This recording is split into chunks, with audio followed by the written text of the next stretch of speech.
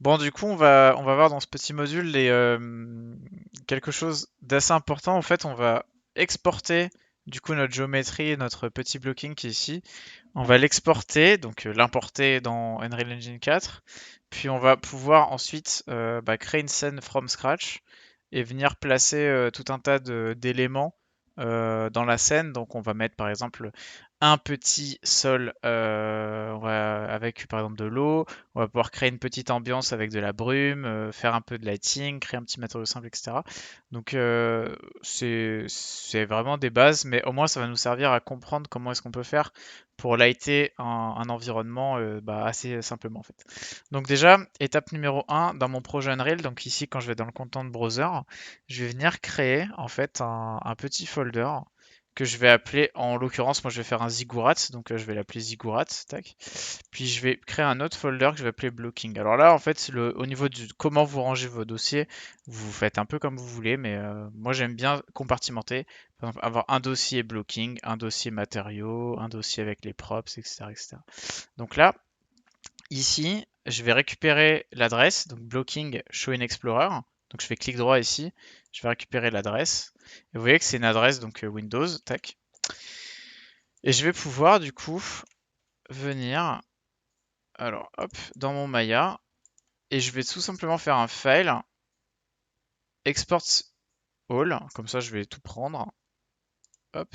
Et je vais venir ici rentrer l'adresse de mon projet Unreal et je vais exporter mon FBX directement dans le projet Unreal. Alors que là, quelque chose que vous utilisez, que ce soit Blender, Max ou quoi, je préconise les formats FBX.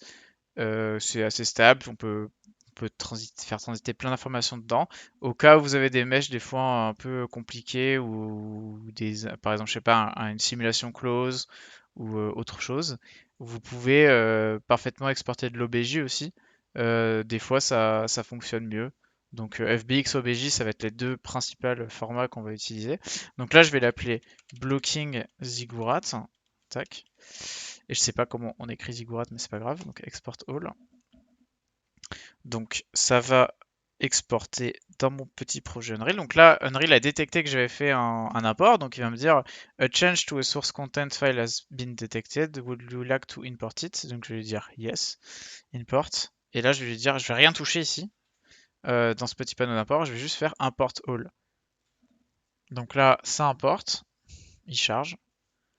Donc en fonction naturellement du poids du FBX, ça va être plus ou moins long. Je veux dire, si vous faites un FBX de 8 Go, bah, c'est un peu lourd.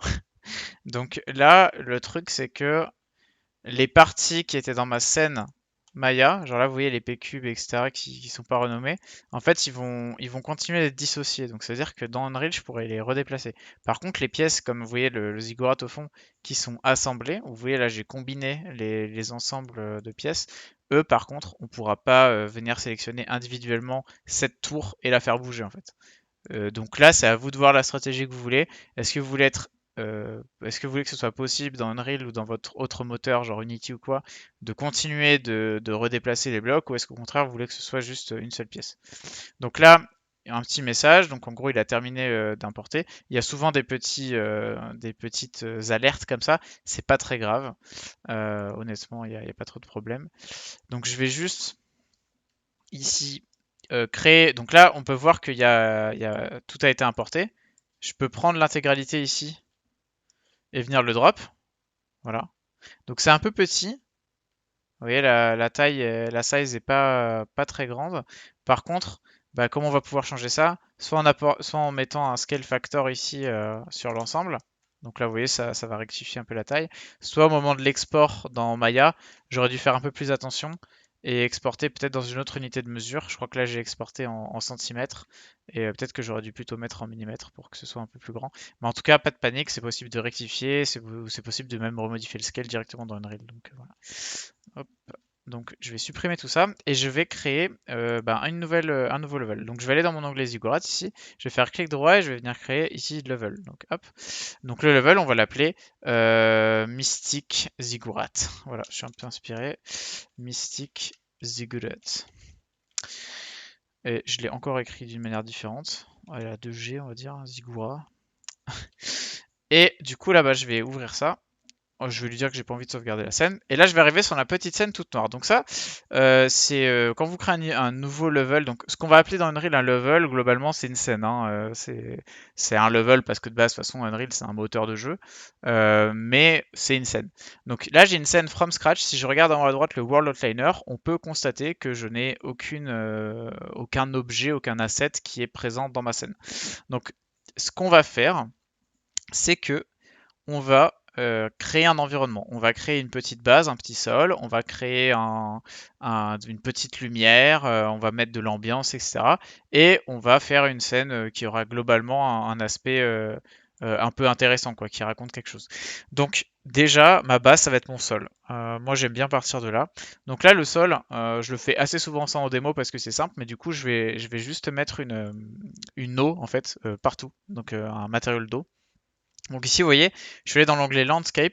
Si vous êtes sur une version supérieure à Unreal 4.24, il y a des chances que cette petite palette de modes que vous avez à gauche ici, elle soit en fait cachée dans le menu ici des barres et que du coup, en fait, vous ayez besoin de cliquer sur le petit symbole avec les petits pinceaux et d'aller chercher le mode Landscape. Alors que moi, là, sur la version d'Unreal que j'utilise, tout est rangé à gauche ici. Vous voyez, j'ai placement, Paint, Landscape, Foliage, etc. Donc ça peut changer d'une version à l'autre. Il n'y a pas de panique. Je vous dis le nom de l'outil que j'utilise. L'outil, c'est Landscape. Si vous ne le trouvez pas dans la version d'Unreal que vous utilisez, allez regarder, vous tapez un petit coup sur Google, vous regardez où sont les landscapes. Mais je vous le dis d'avance, hein, souvent ça va être le petit panneau ici avec les pinceaux qui est rangé là-haut. Donc ici, là, vous voyez, dans le panneau landscape, je peux venir renseigner un matériel ici. Donc je vais mettre un petit matériel océan, tac. Et je peux régler la section. Donc en gros là, je l'ai déjà montré plusieurs fois en démo, mais en gros ce qui se passe c'est que je peux choisir en fait la taille de cette grille que je vais créer au sol. Donc je la crée, je vais faire create, tac, ici. Et donc cette création, donc là il est en train de générer le terrain, et je vais pouvoir sculpter. Alors là j'ai pas besoin parce que moi je vais juste faire une étendue d'eau. Donc je vais ressortir du mode landscape, donc je vais repasser en mode place ici. Et je vais venir ici prendre mon blocking. Donc je vais prendre avec un shift click tous mes éléments ici qui étaient dans mon dossier. Et je vais juste les dropper. Hop là. Je les drop. Donc là ils ont pop. Je vais les multiplier par 10 pour qu'ils soient un peu plus grands. Tac. Et on va dire que ça c'est le positionnement de base de ma scène. Je vais les mettre en location, je vais les mettre à 0, 0, 0. Comme ça ils sont bien positionnés. On va passer en mode unlit, vous voyez, parce que comme j'ai pas de lumière dans ma scène, il faut que je passe en mode unlit pour pouvoir voir quelque chose, comme il n'y a pas encore de light. Et là, on va tout simplement remonter un tout petit peu l'ensemble. Ça va traîner un petit peu dans l'eau, mais c'est pas si grave. On va remonter un peu tout ça. Et du coup, on a nos petits ziggourats. Donc, ce que je vais faire, c'est que maintenant, il faut que je crée une ambiance lumineuse. Donc là, je suis repassé en mode lead, donc je ne vois rien. Mais je vais venir ici en haut à gauche dans le panneau mode, je vais taper light. Et donc, on va se mettre une directional light, qui est une lumière en fait directionnelle, hein, comme son nom l'indique. La lumière directionnelle, vous voyez qu'elle contrôle, c'est comme un soleil en fait qui va venir. Elle n'a pas de position particulière, c'est-à-dire que en fait là vous voyez je la déplace, ça n'a pas d'incidence. Par contre, ce qui a une incidence sur la scène, c'est son orientation, donc c'est son facteur de rotation en fait. Vous voyez, si je la tourne, l'éclairage ambiant se change. Si je la mets plus ou moins horizontale, je vais avoir l'impression plus ou moins d'un crépuscule ou d'un matin, enfin voilà. En fonction de l'ambiance que vous voulez recréer, vous allez avoir besoin d'ajuster cette lumière. Elle est vraiment très importante. Ensuite, je vais créer un skylight. Donc le skylight, c'est quelque chose que vous avez souvent dans les logiciels de 3D en fait, mais c'est une lumière qui va capturer l'environnement et qui va en fait venir éclairer chaque petite surface de la scène. Mais pour fonctionner, actuellement là, elle ne fonctionne pas parce qu'elle a besoin d'avoir une ambiance à capturer. Donc cette ambiance, soit ça va être ce qu'on appelle un HDRI, donc on va dire, c'est une sphère de réflexion globale qui va être autour de l'objet, qui va nous permettre d'avoir des informations de lumière, soit ça va être carrément quelque chose qui est généré par le moteur. Et moi, en l'occurrence, c'est ce que je vais utiliser parce que j'ai pas d'HDRI sous la main. Et je vais juste, par exemple, générer une sorte d'atmosphère. Et en fait, cette atmosphère va pouvoir s'utiliser via le Skydome, en fait. Donc, enfin, le Skydome, en tout cas, le Skylight, pardon, va pouvoir utiliser cette atmosphère et venir éclairer les surfaces de ma scène. Donc on va tout de suite la créer, cette petite atmosphère. Je vais créer un height ici, exponential fog, exponential height fog. Ici, vous voyez, je vais taper height. Tac. Je vais le poser. Et là, vous voyez, j'ai tout de suite un peu plus d'ambiance. Donc ça, c'est vraiment ces trois éléments essentiels. Une atmosphère, un directional et un skylight. Donc ici, je vais pouvoir régler par exemple un petit peu la densité de mon fog. Donc là, par exemple, mon fog, je vais le mettre à 15, on va dire, ou à 5. Bon, là, c'est un peu beaucoup peut-être, mais à 1. Donc là, vous voyez, ça me génère déjà un aspect qui est un petit peu mystérieux. Je vais mettre par exemple à 0,3. Voilà, j'aime bien l'idée, ça me permet de... Là, les silhouettes qui sont au fond, je les distingue à peine, ça donne un côté un petit peu mystérieux, j'aime bien. Et ce que je vais pouvoir faire éventuellement, c'est, vous voyez, régler ici le fog height fall off, qui est en fait un dégradé qui s'applique de manière verticale en fait sur le fog. Donc ensuite, ce que je vais faire, c'est qu'ici, je vais cliquer sur mon skydome, sur mon skylight. Il faut que j'arrête de dire skydome, c'est dans Maya skydome. Mais je vais bien ici venir vérifier que ça fonctionne. Donc en fait, je l'actualise comme ça. Vous voyez, je passe en Specified Cube Map et je reviens en capture de scène. En fait, ça permet de le mettre à jour parce que des fois, même si vous changez l'environnement lumineux autour, il s'actualise pas forcément. Et j'ai remarqué que en faisant comme ça, en changeant le mode de fonctionnement de la source type, des fois ça l'actualise. Donc on a un élément actuellement qui est pas dans notre scène et qui est vraiment important, c'est la gestion du post-processing. Donc en gros, le post-processing, c'est un effet global qui va venir se rajouter sur la caméra. Et donc cet effet va contrôler par exemple la saturation, le niveau d'exposition, le nombre enfin la sensibilité de la caméra aux photons qui se promènent dans la scène. Pas mal de paramètres et on en a vraiment besoin pour faire le lighting qu'on a envie d'appliquer pour donner l'ambiance réfléchie pour notre scène. Donc du coup là, vous allez observer que si je monte par exemple la luminosité, ou si au contraire je la descends énormément, en fait, par exemple j'ai mis la directionnelle vraiment à 0, et vous pouvez voir qu'il n'y a pas énormément de différence en fait au niveau du lighting. Donc nous, on va se donner la possibilité de contrôler un peu mieux ça. Donc pour ça, je vais venir ici à gauche et je vais créer un post-processing volume. Donc post-process volume, tac, je vais le poser là. Et donc le post-process volume, il a une enveloppe. C'est-à-dire que, vous voyez, il y a une cage que je peux scale ici. Et donc cette cage, elle va, les effets qu'on va paramétrer sur ce post-process volume vont être actifs quand on va être dans cette cage. Donc là, c'est un peu ennuyeux parce que j'ai une grande scène et moi, ce que je veux paramétrer, je veux que ce soit vrai partout dans ma scène. Donc, l'une des premières choses que je vais venir faire, c'est je vais venir lui dire, toi, le post-process volume, tu vas être infinite, tu vas être unbound. Donc, en gros, tu vas pas avoir de bound, de bord, et tu vas être sur toute la scène. Donc, je vais cliquer ici sur le post-process volume et je vais venir ici lui dire infinite extend unbound. Tac. Et donc là, maintenant, il va être partout. Donc toute caméra qui se promènera, tout observateur qui sera dans la scène, il sera affecté par la manière dont est paramétré ce post-process volume. Donc ici, je vais, par exemple, pour que l'exemple soit clair, hein, regardez, je suis allé ici dans l'onglet Lens, Bloom, et vous voyez, quand je tweak le bloom du post-process, ça interagit avec mon viewport et on voit tout de suite le résultat en fait. Donc je vais mettre ça en un peu plus grand. Tac. Et donc on va régler, une des premières choses qu'on va régler, c'est ce qu'on appelle l'exposure. Donc l'exposure, si vous faites un peu de la photographie, vous savez ce que c'est l'exposition, on va dire, enfin je vais le traduire comme ça, c'est la sensibilité de la caméra, donc de la lentille de la caméra, à la luminosité, donc aux photons qui se promènent. On va imaginer qu'il y a des petits photons qui se promènent dans notre scène. Et donc par exemple, si ici, vous voyez, il y a un indicateur de minimum brightness et de maximum brightness. Sur certaines versions d'Unreal, ça peut s'appeler max EV ou minimum EV. En fonction de ce que vous utilisez, des fois les termes ils peuvent un peu changer. Mais du coup, ce que vous allez faire, c'est que ici, moi je vais mettre 0 et 0. Tac. Donc là, 0 et 0, ça a un peu cramé mon image, mais c'est pas très grave. Alors, hop, peut-être 1 et 1. Alors, je me suis trompé, c'est ici. Ça, c'est nickel quand on en démo, bien sûr, il y a toujours des petits pépins. Je vais juste le supprimer. Il m'est un petit peu surpris à faire ça, mais top, je le recrée. Infinite Extend, exposure, 0, 0, tac. Et peut-être que je vais baisser en fait tout simplement la luminosité. Je vais peut-être passer sur un 0,1. C'est magique. C'est vraiment magique ce qui se passe. Moins 1. Oh là là. On va se mettre un petit -1, -1. Mhm. Il est très lumineux. Ici, l'intensité scale, je vais mettre 0,1. Ici, je vais baisser la puissance du... Il est vraiment hyper puissant, mon soleil, là.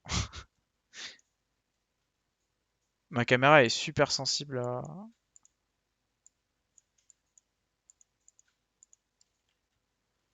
J'ose pas, je sais pas si c'est un bug ou si c'est manuel. Wow. Alors là, je vous avoue que je suis un peu surpris par ce qui vient de se passer. 2 minutes. Je vais faire un test. Ça tombe bien que ça bug, de toute façon, c'est comme ça qu'on apprend des trucs. Tac.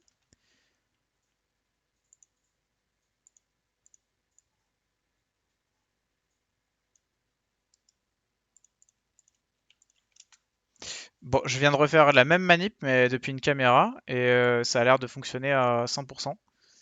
Enfin, vous voyez, en fait, ce que je voulais venir, c'était pouvoir contrôler la luminosité globale de la scène avec ce paramètre ici. Comme vous pouvez le voir là, bah, quand je baisse l'exposure compensation, en fait, ça assombrit, et quand je la monte, donc quand je vais plutôt dans les valeurs positives, ça ajuste la luminosité pour qu'il y ait un œil plus. Je vais resupprimer ma caméra. Je vais réessayer avec un post-process volume parce que ça me paraît quand même hyper bizarre.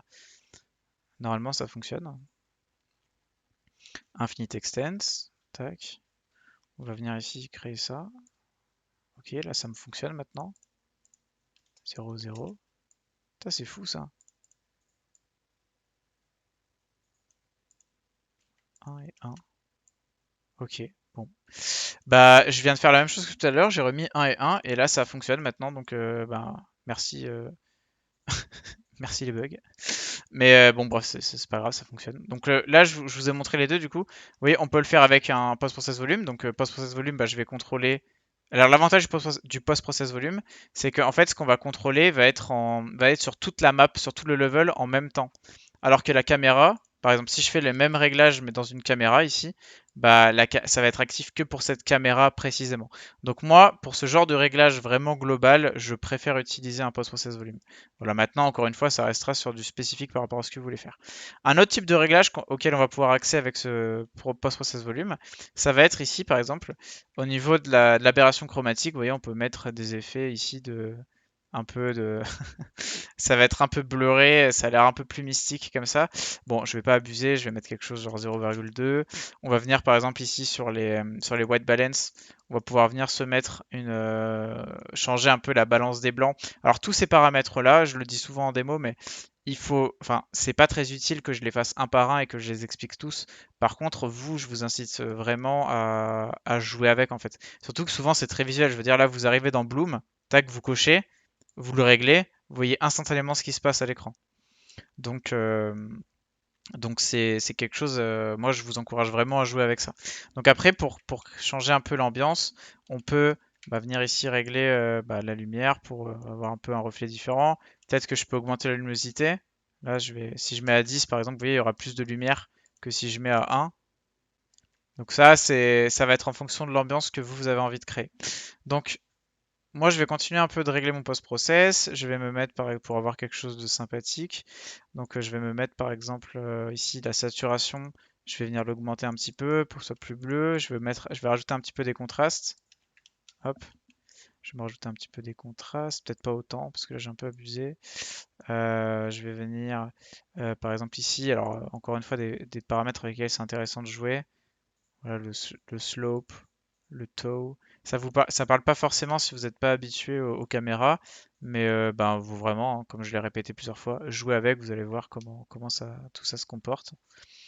Un truc intéressant aussi, alors si vous avez une carte RTX par exemple, vous voyez là moi je peux venir ici dans réflexion, je suis dans les rendering features, et c'est ici en fait c'est dans le post-process ou encore une fois dans la caméra que vous allez pouvoir gérer les rendering features. Et donc par exemple dire ok je mets des réflexions au ray tracing et donc si par exemple je peux augmenter le nombre de rebonds que vont faire les rayons du ray tracing. Vous voyez, je vais avoir plus d'informations parce que ça rebondit plus, donc les rayons, une fois qu'ils auront rebondi, ils ramènent plus d'informations. Si j'augmente le sample, là on peut voir que, je sais pas si on voit sur la vidéo, sur la capture, mais j'ai un peu de bruit, j'ai du noise dans l'eau ici.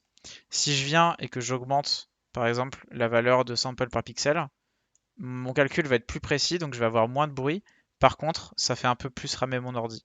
Donc là, c'est à vous de décider à peu près ce que vous voulez faire. Moi, souvent, ça, c'est des valeurs que je vais monter vraiment au moment où en fait je décide de venir faire mon image finale et que du coup je recherche un peu plus de qualité. Je vais venir pouvoir ajuster encore une fois mon fog, par exemple venir assombrir ici, tac. Je vais venir assombrir, alors peut-être pas autant.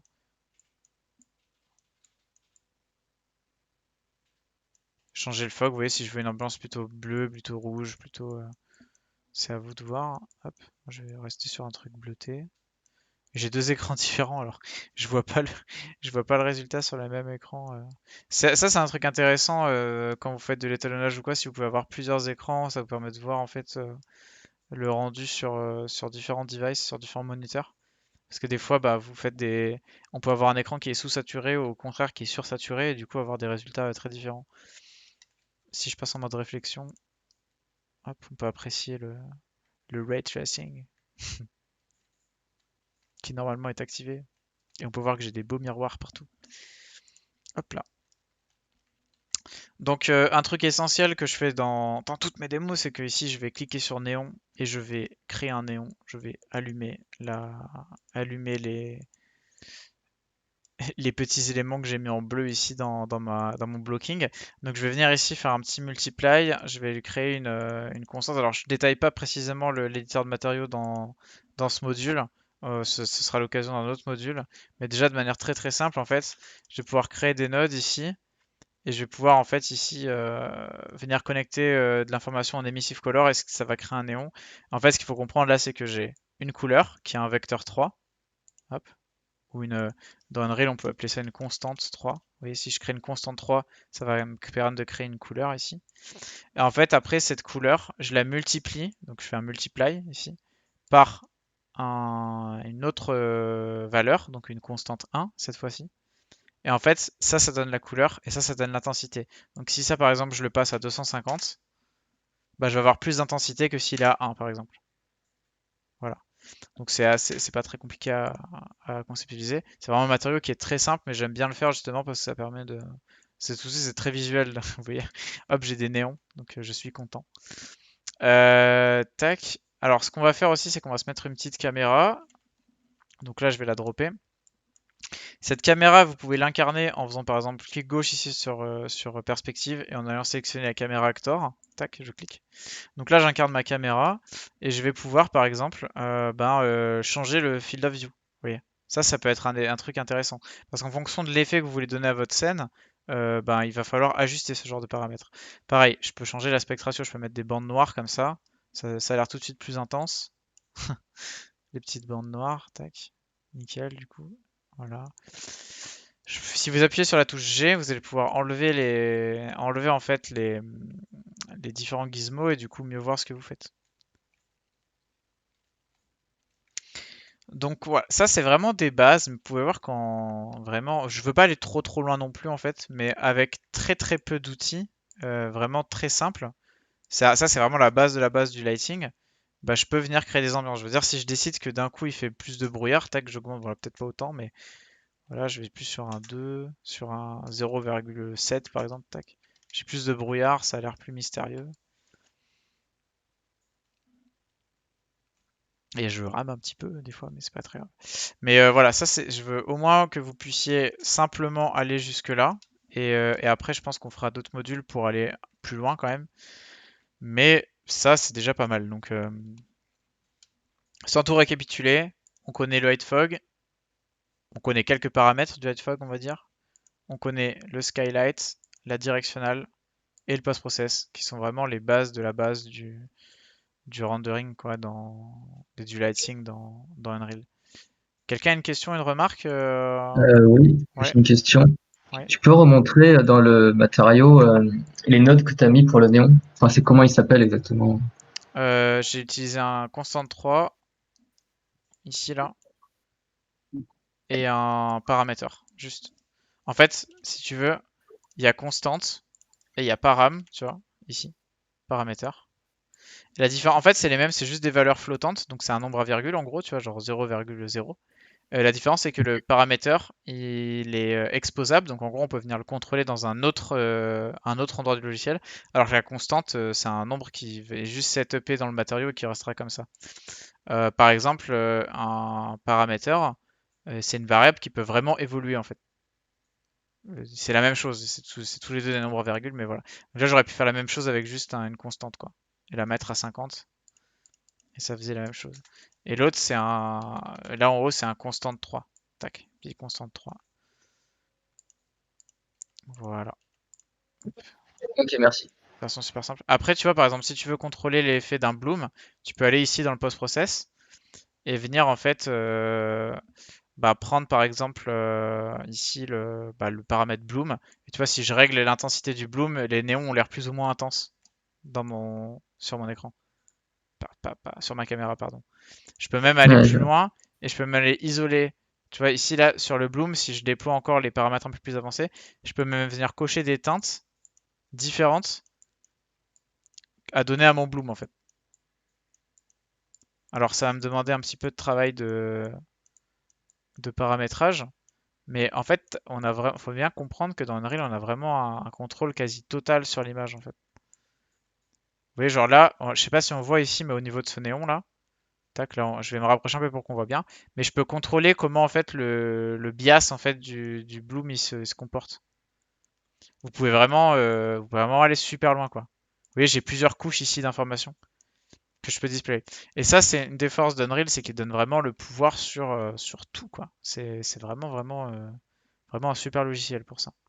Et du coup, on a très très vite des beaux rendus quoi. Là, faut imaginer que j'ai vraiment rien quoi. Il n'y a pas de texture, c'est juste c'est des objets à blanc quoi. Alors c'est pas magnifique non plus, mais déjà avec un peu une caméra, si je me mets en plein écran là, je vais pouvoir venir jouer, je vais pouvoir créer peut-être une séquence où je descends comme ça vers le bas, peut-être pouvoir créer une séquence où que là voilà, je fais un petit travelling en avant dans ma structure. Enfin, il y a vraiment pas mal de choses différentes qui sont possibles et qui sont cool, quoi. Je vais couper l'enregistrement pour maintenant. Hop, on va couper ça.